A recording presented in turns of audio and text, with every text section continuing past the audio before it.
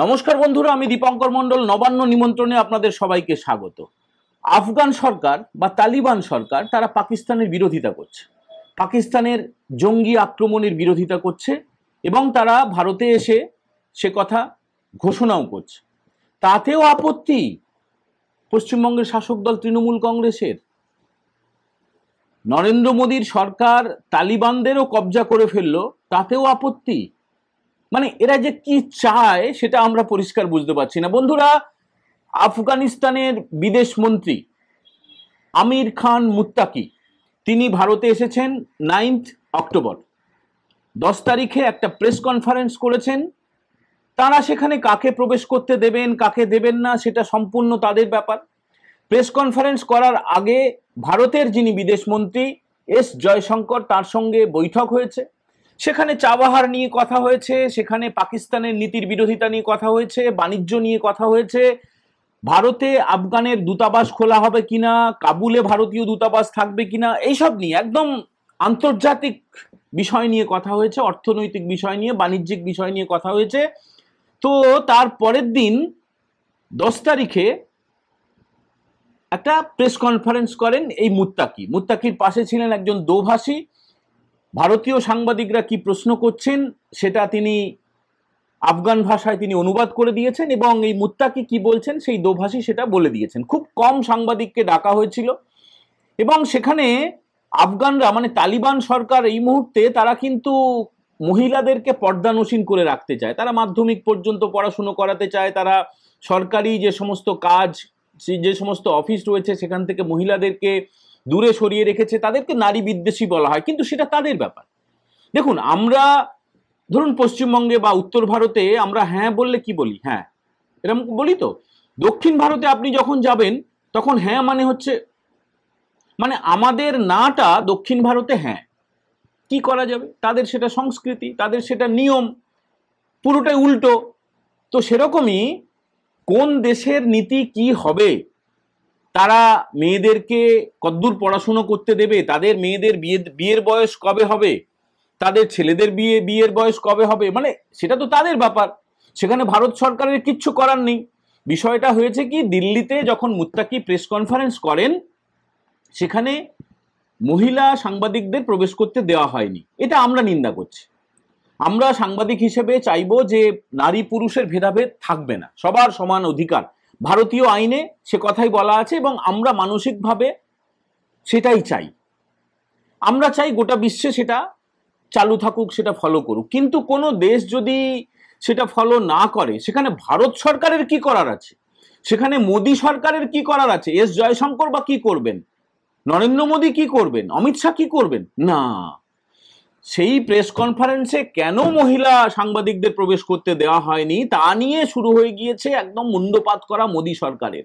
রাহুল গান্ধী প্রতিবাদ করছেন, প্রিয়াঙ্কা গান্ধী প্রতিবাদ করছেন, ওই ইন্ডি জোটের শরিক তৃণমূল কংগ্রেস প্রতিবাদ করছে, তৃণমূল কংগ্রেসের সাংসদ মহুয়া মৈত্র তিনি টুইট করছেন, তিনি একদম ভিডিওতে বিবৃতি দিচ্ছেন। মানে অবস্থাটা কি একটু ভালো করে বোঝার চেষ্টা করুন। পাকিস্তানের একটা বন্দর গড়ার জন্য চীন সাহায্য করছে এবং ইরানের চাবাহার বন্দরে ভারতীয়রা যাতে সেখানে বাণিজ্য করতে পারে, সেই বন্দরটাকে ব্যবহার করতে পারে, গত বছর চুক্তি হয়েছে নরেন্দ্র মোদী সরকারের সঙ্গে ইরান সরকারের। চাবাহার বন্দর যদি ভারতের নিয়ন্ত্রণে থাকে তাহলে আর পাকিস্তানের সঙ্গে কোনো সম্পর্ক না রাখলেও চলবে। আপনারা জানেন যে 22 এপ্রিল পেহেলগাম কাণ্ডের পরে পাকিস্তানের সঙ্গে সমস্ত রকমের বাণিজ্য চুক্তি বাতিল করে দেওয়া হয়েছে, সিন্ধু জল চুক্তি বাতিল করে দেওয়া হয়েছে, ভারতের আকাশ পাকিস্তানিদের জন্য বন্ধ, পাকিস্তানের আকাশ ভারতীয়দের জন্য বন্ধ। ফলে এই যে মধ্য এশিয়া, এই যে ধরুন ইরান থেকে কিছু আনতে হবে, তেল আনতে হবে, আফগানিস্তান হয়ে মধ্য এশিয়ার বিভিন্ন দেশ, তুর্কমেনিস্তান, কাজাকস্তান বা অন্যান্য দেশে বাণিজ্যিক কাজে যেতে হলে, আসতে হলে, পণ্য আদান প্রদান করতে হলে এই চাবাহার বন্দরটা অত্যন্ত গুরুত্বপূর্ণ।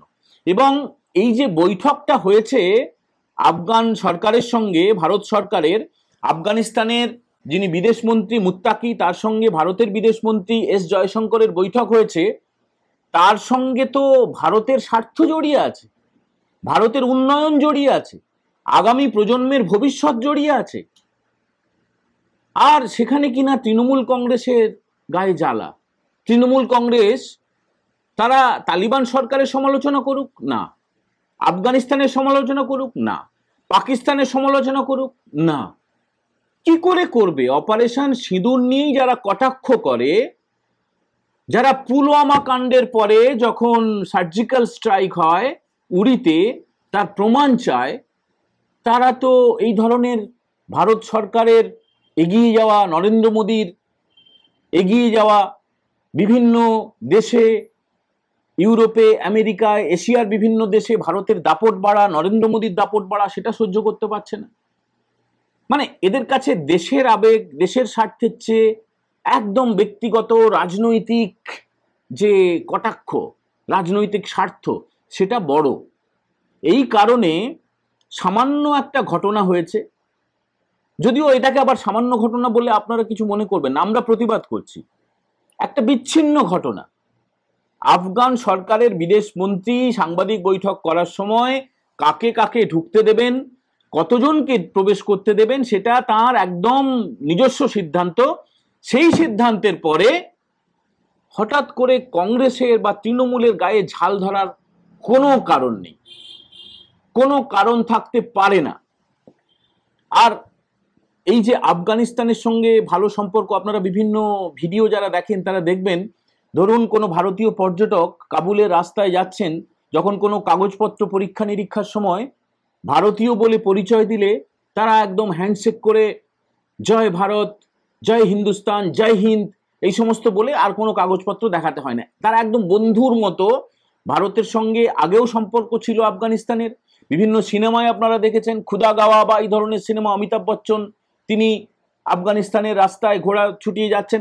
আফগানের সঙ্গে তো আমাদের দীর্ঘদিনের সম্পর্ক, হাজার হাজার বছরের সম্পর্ক ভারতের সঙ্গে।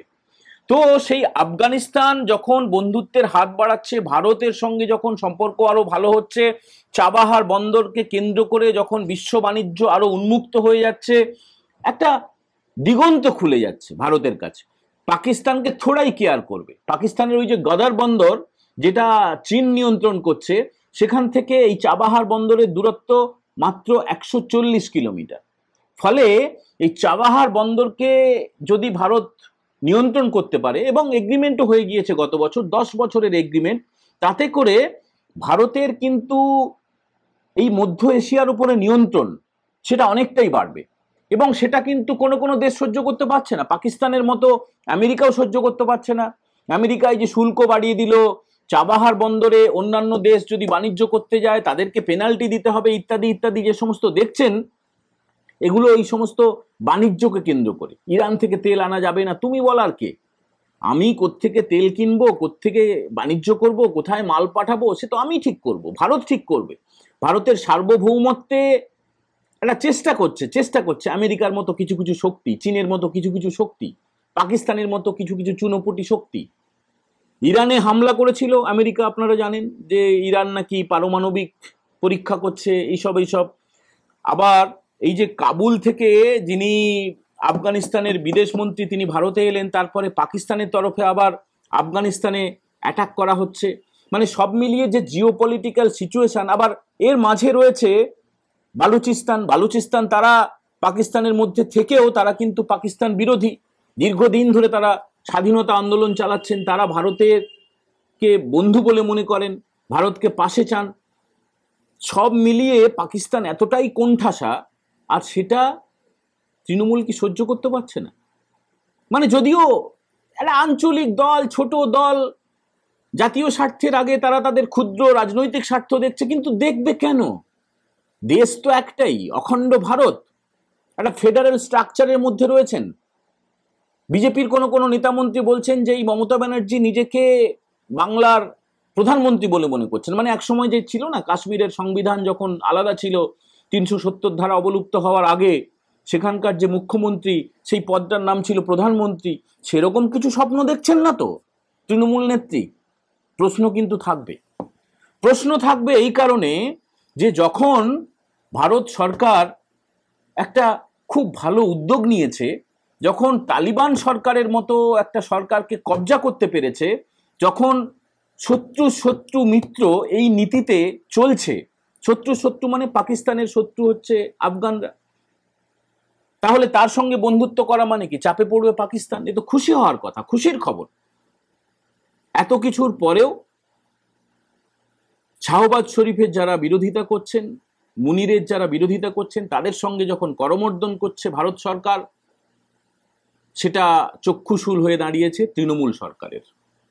বন্ধুরা, আমাদের এই জিওপলিটিক্যাল ইস্যু নিয়ে তার সঙ্গে তৃণমূলের যে এই অদ্ভুত আচরণ, সেটা আপনারা কি চোখে দেখছেন, কি মনে করছেন, সেটা অবশ্যই কমেন্ট করে জানাবেন। যদি ভালো লাগে ভিডিওটা বন্ধুদের সঙ্গে শেয়ার করবেন, লাইক করবেন, এবং যারা এখনো নবান্ন নিমন্ত্রণ চ্যানেলটা সাবস্ক্রাইব করেননি তারা সাবস্ক্রাইব করবেন।